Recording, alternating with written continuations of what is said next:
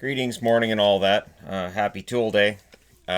Tickets for the Tool concert go on sale this morning, so I'm really hoping we get a couple.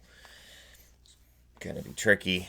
I'm really glad that I pay for the Tool Army, so I can't get like a pre-sale or anything. Just nothing. It's almost as if it means it's an army of tools who have foolishly given money for no benefit. I'm not the only one saying it either. All right. First game of the night we're going to look at is the Rangers in against Philadelphia. This starts at 7 o'clock Eastern, 4 o'clock Pacific. The New York Rangers, 35, 24, and 4. Remember when they couldn't get higher than 6 games above 500? Yeah, those days are done. They are now 9 and 1 in their last 10. They've won 5 in a row. Fantastic run by the New York Rangers. They're 18, 11, and 2 on the road.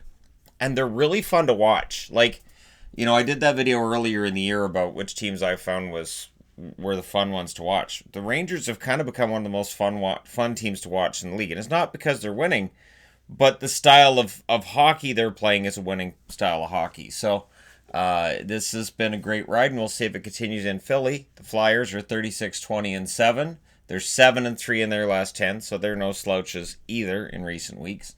22, 5, and 4 at home. So at home, they are fantastic. The last time these teams met was December 23rd in Philadelphia. The Flyers won that game 5-1. They will meet twice from here, both games in New York.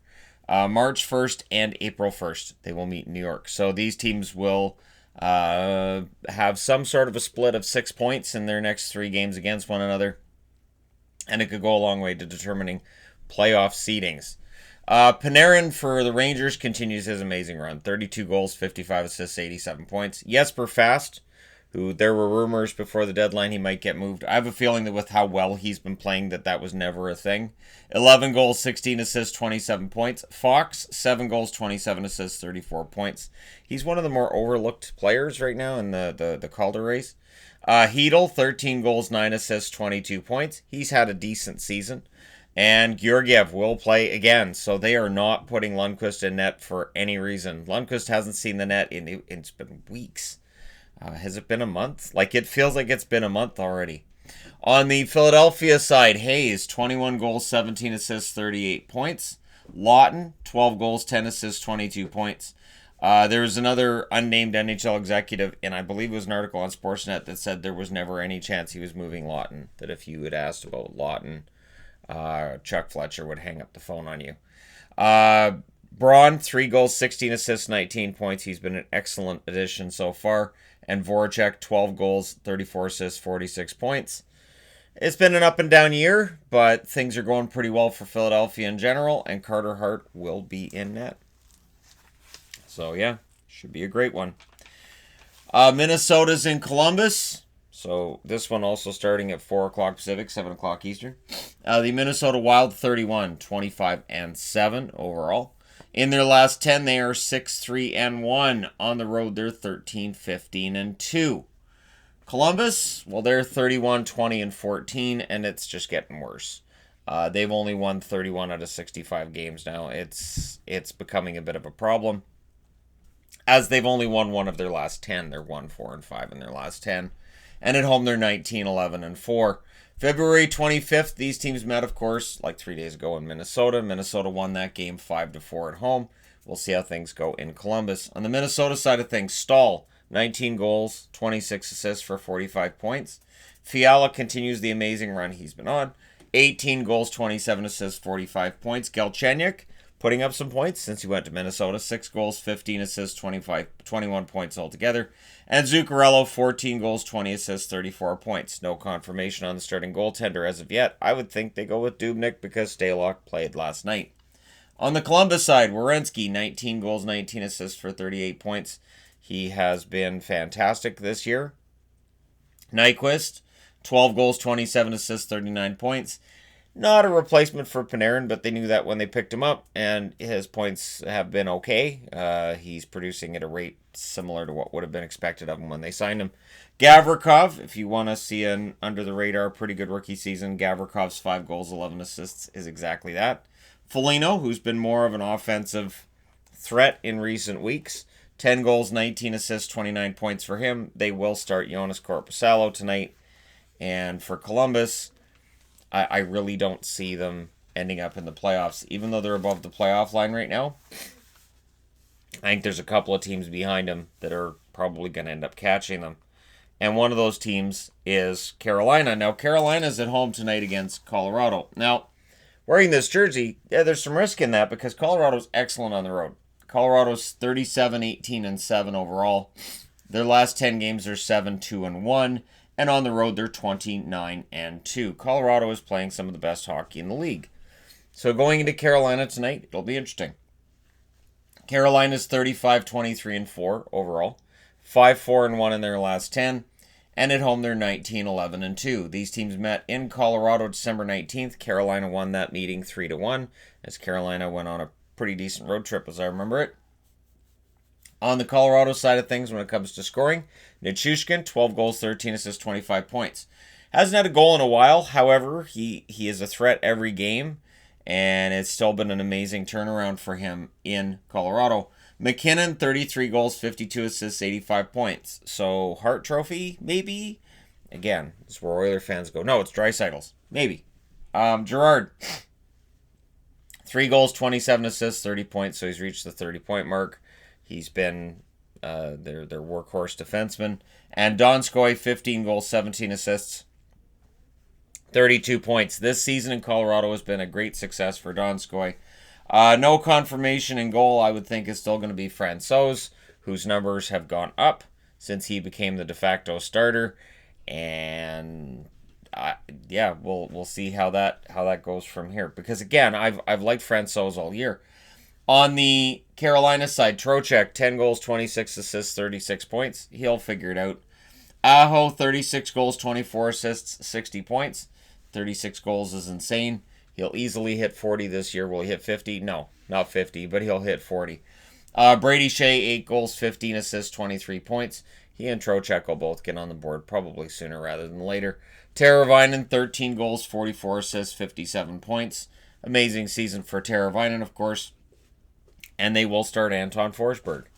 And we'll see whether or not starting Anton Forsberg is to their benefit tonight. So again, there's some risk in me wearing a Carolina jersey because I usually wear the jersey of the team I think is going to get the win. We'll see whether or not Carolina is able to do that tonight. All right, let's take a look at the standings. So Boston with 92 points. They are 7 points clear now of Tampa. Tampa has a game in hand, but 7 points up is a pretty strong lead at this stage of the season. With 76 points, the Toronto Maple Leafs are third in the division. The Metro, Washington has 84 points. The Penguins have 80. The Flyers have 79. So the Flyers are still in this. The Flyers have a game in hand on the Capitals even. The Islanders, 78 points after the single point they got last night. The Blue Jackets sit with 76 above the playoff line, but they've played 3 more games than Carolina, who are 2 points behind them, and 2 more games than the Rangers, who are also 2 points behind them. This is why I say, yeah, they're above the playoff line, but they're probably not going to make it. The Panthers, 64 games, 72 points. They have 1 game in hand on Columbus, and they've got 4 less points. And then you get into the not going to make it category, where you've got Montreal with 67 points. They're 9 points behind Toronto for third. And Buffalo, they're 10 points back of the both the Maple Leafs and the Columbus Blue Jackets. So, the odds of them making it have dropped significantly. Toronto winning a couple in a row, Buffalo losing a couple. That's really all it takes.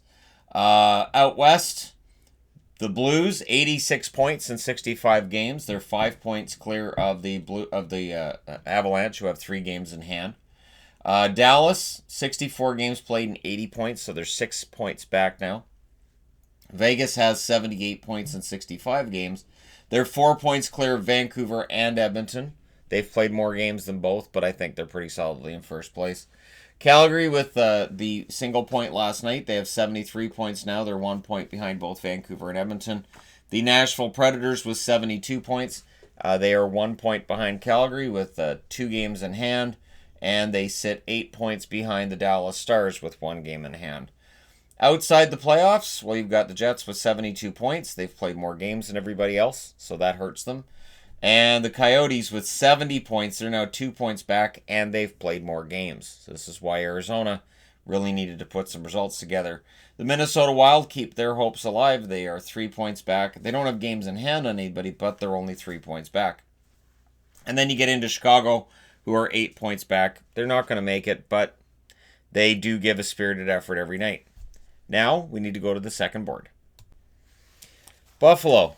So just having done the standings, now we're going to discuss Buffalo in against Vegas. So keep in mind Vegas with that 4-point cushion atop the division. They're trying to make it 6, and now they get Buffalo. Buffalo's 29, 26, and 8. They are 6-3-1 in their last 10. They're 10, 16, and 4 on the road. It's the road record. The road record sinks them.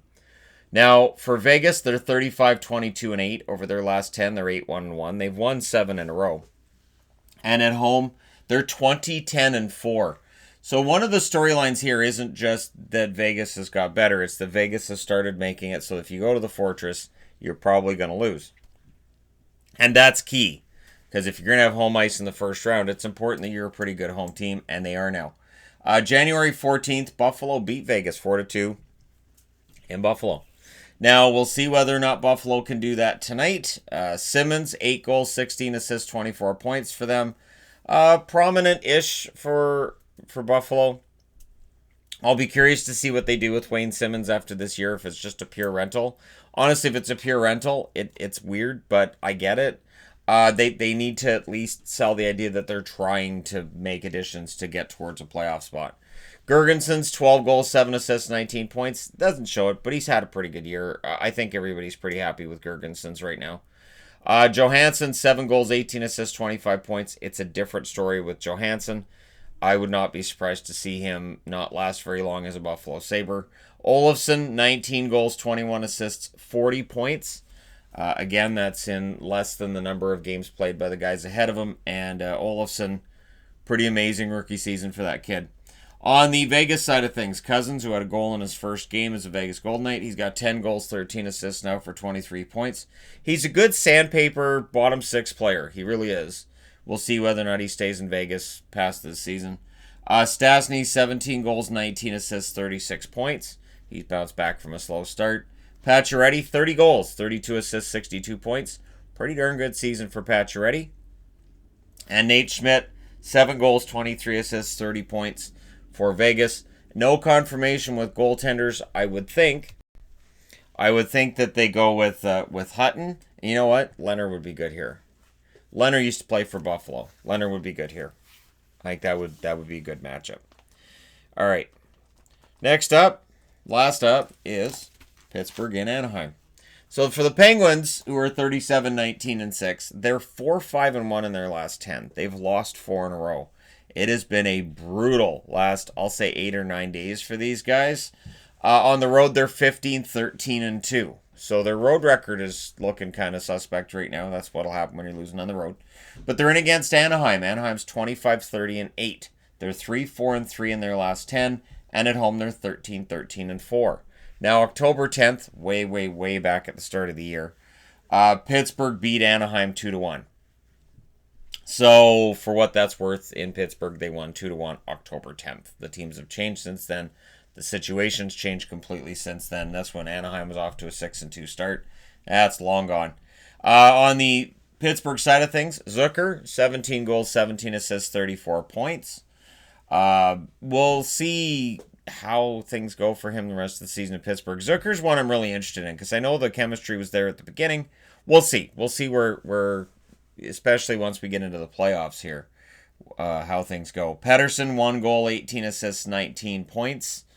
Prominent in almost every game you watch for Pittsburgh will be Marcus Pettersson. Letang, also same thing. 14 goals, 27 assists, 41 points. He's had a pretty good and relatively healthy season by his standards. Malkin, 21 goals, 42 assists, 63 points. Malkin's a beast. That's just how it works. On the Anaheim side, Henrique, 24 goals, 15 assists, 39 points. He's now their leading scorer. He's tied Getzlaf in points, but he has more goals, so technically he's the leading scorer. Sonny Milano, 7 goals, 13 assists, 20 points. He'll be trying to add to the really good start he got off to as a member of the Anaheim Ducks. Heinen will be trying to do the same. 7 goals, 16 assists now on the season. 23 points for him. I do wish Heinen the best. And Raquel, 13 goals, 22 assists, 35 points. And we'll see if Raquel can put together a bit of a string at the end of the year to at least get to 20. Just get 7 goals from here, get 20 goals. Something positive to go with from here. Anyways, there you go. You guys are all set up for tonight's games. There is no confirmation of goaltenders here. I would think you go with Jari, but they may go with Murray. And I would think on the Anaheim side, I don't know. I guess you go with Gibson, but since Miller's probably winding it down, maybe you throw Miller in here. Anyways, let me know your thoughts. Hit like and subscribe if you're browsing your way through. You just happened upon this video. Thank you guys so much for all your support. I will talk to you again soon.